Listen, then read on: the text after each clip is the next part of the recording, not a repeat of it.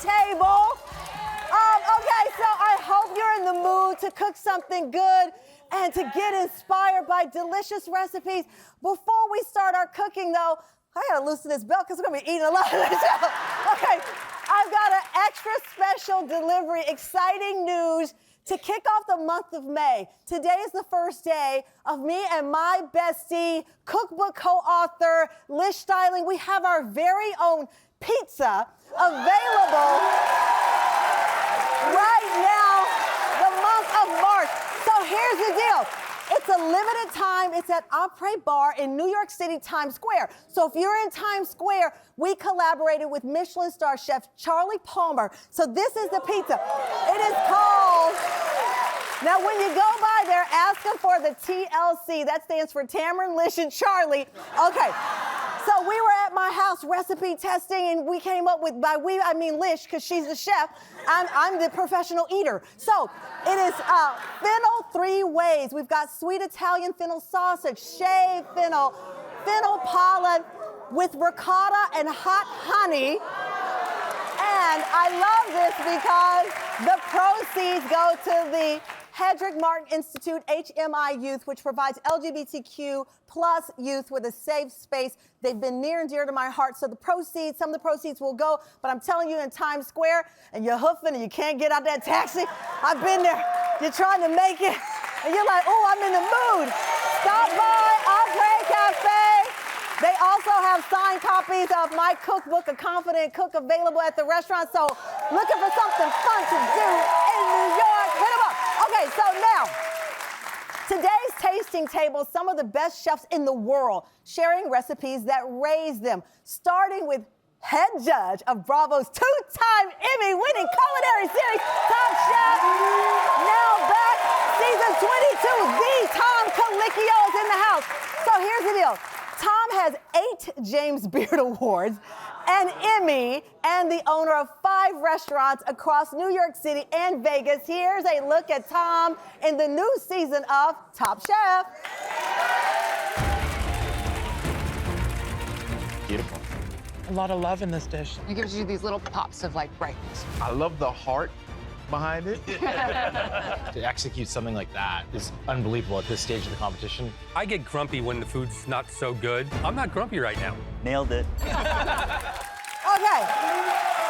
and that's not all. So here's the deal. Tom's got a book out I love so much. It's called Why I Cook. It was named one of the best books of 2024 by Amazon and Barnes & Noble. It's part memoir, part cookbook.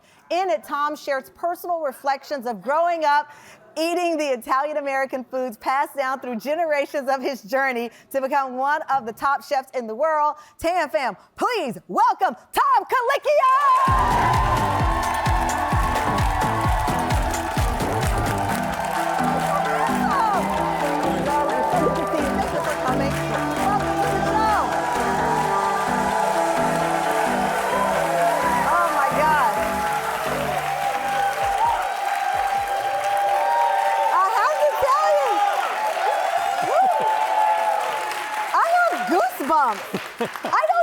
I literally have goosebumps, you walking through the doors. I just admire everything about you.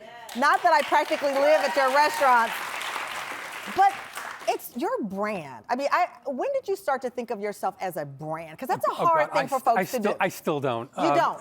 It's hard to. No, it's when you start. I think if you start thinking yourself as a brand, you start doing things for the brand as opposed to doing what you love, and you get pulled in a lot of different directions. Yeah. So I don't like to think of it that way. Because I probably should, but I don't. Somebody does, because I'll tell you, every time I see your name on something, I'm like, oh, I know that's good. I know it's good. Well, then it's working. Then it's working, because I'll tell you, one of the dishes I've struggled with is anything Parmesan. Mm-hmm. So today we're making one of your favorites, eggplant parm. Here's what it's gonna look like. Eggplant Parmesan is something that you have mastered for the layman out there. Right. So this eggplant Parmesan is a little different because I don't bread it. It's gluten-free. Now, it's gluten-free, but I don't bread it now. Now, partly because I garden, so in the summer there's a lot of eggplants, so I make this, maybe once a week. And breading's a real pain in the neck. you got to set up a breading station. Oh, you're giving the PG version because you said something else. Came close, you actually said it was a pain and something else, but go. Yeah. So, flour, egg wash, and breadcrumbs, and then you got to fry it. And so one day I said, what happens if you just omit all of the breadcrumbs and just fry the eggplant, slice it and fry it? This goes back to when you were, what, 13 years old? Well, this one was a little later, but there was an eggplant dish when I was very young. When you were young. Yeah. So 13 years old, eggplant dish. First of all, that is the most Yes, I did have hair. Yes, I did. I don't know you with hair, so I'm like, this is you. And the fly collars. That looks like my 14-year-old. First of all, that looks like your 14-year-old? Yeah, he looks just like Adorable. First of all, you also look like you could have been cast on Welcome Back, Carter. Remember that show? Like one of the little kids there. So this dish, though, in the book, I love that it's a hybrid of cooking as you start to cook and a memoir. Why did you want to share both of those? Well, so what happened, I've owed this book to my publisher for 17 years. Oh, wow. I haven't been working on it for 17 years, but and it started out as a fancy kind of coffee table cookbook that I was loosely basing on this series, dinner series that I was doing, and it was really too complicated. So I scrapped that. Then I was going to teach my son, who was then, I think, 15, how to cook.